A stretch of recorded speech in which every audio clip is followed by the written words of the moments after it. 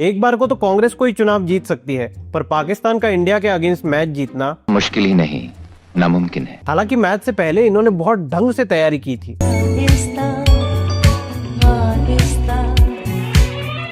और इसी प्रैक्टिस को लेके पाकिस्तान में बड़ी बड़ी बातें हो रही थी। तब हमारी पाकिस्तान आर्मी तो ऐसे मौके ढूंढती है यार, हमें भी कोई 3 घंटे का एक्शन दो। हमारे सामने तो ये 15 मिनट नहीं टिक पाए। जी बिल्कुल। और नूर खान बेस में आगे गिरे। गोलारी एयरबेस सक्कर एयरपोर्ट की साइड इन बेशर्मों का मोटिवेशन लेवल इतना हाई था कि ये किस लेवल की बकवास कर रहे थे जरा आप ही देखिए।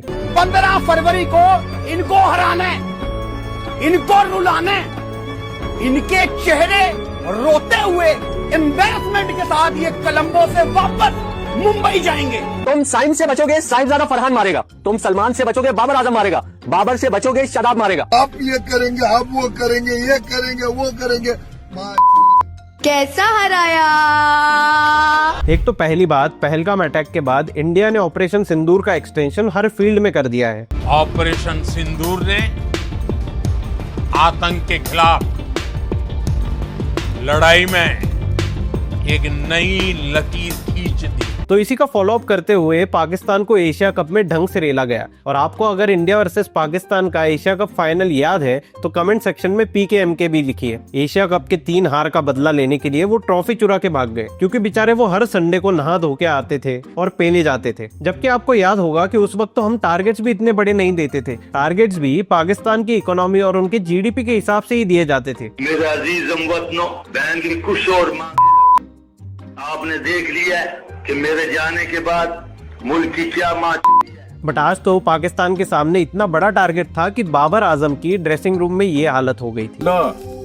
ये तो मुद्दे लगा साला। आज के पिच का एवरेज स्कोर था 161, जहां पर इंडिया ने 175 कर दिए। तो पहले इनिंग के बाद ही पाकिस्तान का कुछ ऐसा रिएक्शन था। खेल खत्म, खेल खत्म बेटा। इनको पता था कि इतना बड़ा स्कोर बनाने के लिए कम से कम 2 मैच लगेंगे। कभी कभी तो मुझे लगता है कि जिन्ना ने पाकिस्तान का निर्माण ही इसलिए किया था कि हर वर्ल्ड कप में इंडिया को 2 पॉइंट्स दिए जा सके।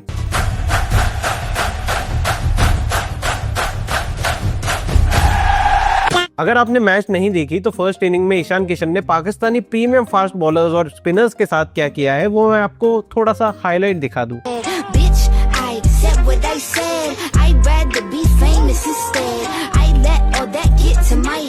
इंडिया ने पहले 10 ओवर में ही इनकी ठीक ठाक कुटाई कर दी थी और बाद में शिवम दुबे और रिंकू ने अच्छे से फिनिश करके इंडिया को एक अबव एवरेज स्कोर दे दिया था डिफेंड करने के लिए। कुछ अश्लील इंडियंस तो ये तक कहने लगे कि जिस हिसाब से इंडिया ने पाकिस्तान की कुटाई की है, कल सब पाकिस्तानी प्लेयर्स को IPL खानी पड़ेगी। पर पाकिस्तानी प्लेयर्स भले ही लो ऑन मोटिवेशन थे, पर उन्होंने हार नहीं मानी। जब वो खेलने आए तो सबका कॉन्फिडेंस इतना हाई था कि पहले ओवर से ही वो मारने लग गए। फरहान तो इस मैच के बाद डॉक्यूमेंट्री भी बनाने वाला था। फरहान भाई, इस बार बुमराह को छक्के मार के ना पूरी 32 घंटे की फिल्म बनाएंगे। अबे सालो, कभी 32 घंटे अनइंटरप्टेड बिजली भी आई है तुम्हारे यहाँ? और चलो मान लिया कि तुमने फिल्म बना भी ली, तो देखोगे कहाँ? टीवी तो हर मैच के बाद तुम तोड़ देते हो। पर एनीवेज, इन फैंस के मोटिवेशन के बाद फरहान एकदम हवा में था। मतलब इतना हवा में कि वो ऑलमोस्ट हूरों को टच करके आ गया था। ये बात मोदी जी को पता चल गई तो उनकी हंसी ही नहीं रुकी।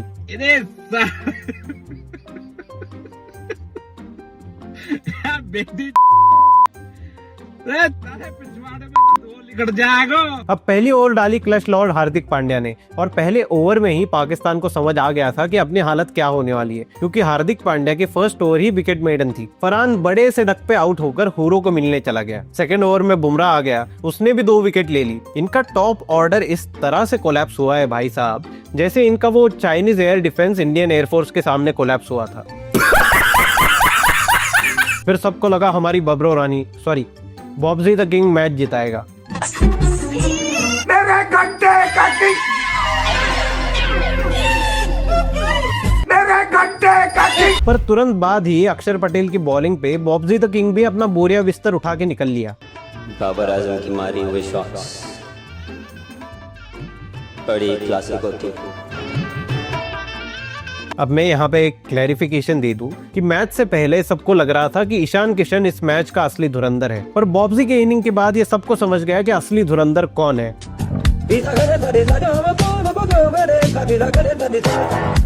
मुझे तो लग रहा है कि बाबर का स्वागत पाकिस्तान में कुछ इस तरीके से होने वाला है। स्वागत नहीं करोगे आप हमारा?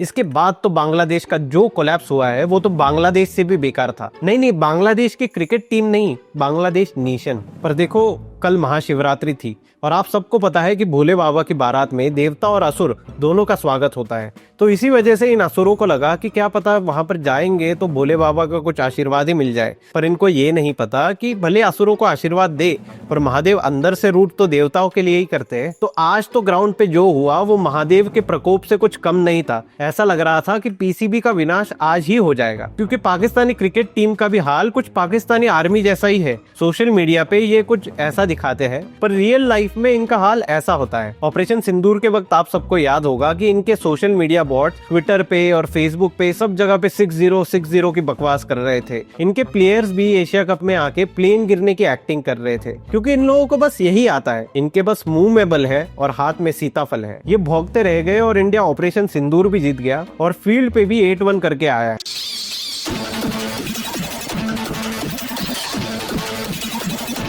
क्योंकि पाकिस्तान एज अ नेशन ही ग्राउंड पे आते ही सरेंडर कर देता है। We surrender against India. Match के बाद पाकिस्तानियों में पहले तो डिप्रेशन था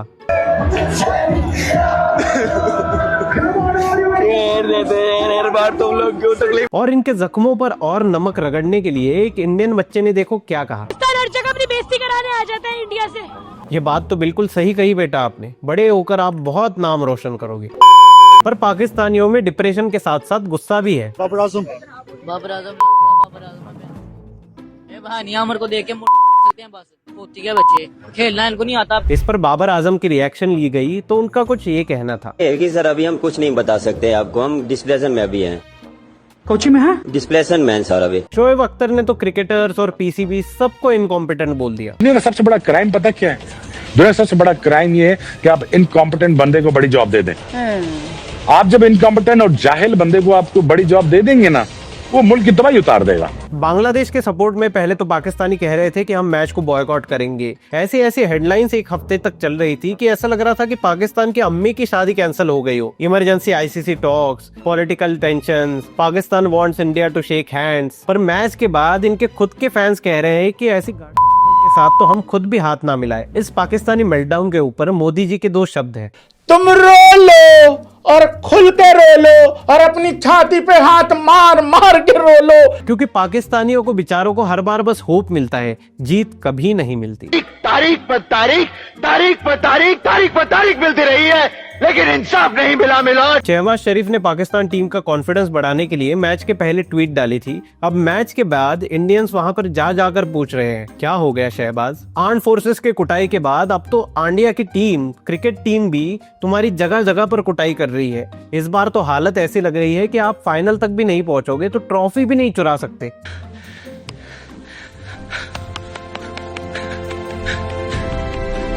सो टू कंक्लूड मैं बस इतना कहना चाहूंगा कि ये पैटर्न कोई नया नहीं है, ये हर बार का है। बिल्डअप ऐसा होता है कि this time it is different, इस बार पाकिस्तान बदला लेगा। पर मैच खत्म होते होते सबको पता चल जाता है कि ये वही पाकिस्तान टीम है जो हर बार सरेंडर करती है। टीवी पर प्रोमोस चलते हैं, battle of titans, clash of civilisation, पर पहली इनिंग खत्म होते होते ही ये समझ जाता है कि पाकिस्तान से कुछ होना जाना है नहीं, ये पूरा मैच वन साइडेड होगा। तो पहले तो मैं ये सबसे कहना चाहूंगा कि ये इंडिया पाकिस्तान की मैच को राइवलरी कहना बंद कर दे, क्योंकि राइवलरी जो है वो इक्वल्स में होती है। यहाँ तो कहाँ राजा भोज, कहाँ गंगू तेली। तो ये था आज का वीडियो गाइस। अगर आपको पसंद आया हो तो लाइक, शेयर और सब्सक्राइब जरूर करना और कमेंट सेक्शन में जाके PKM के भी लिखना। मिलते हैं आपसे अगले वीडियो में, तब तक के लिए जय श्री राम।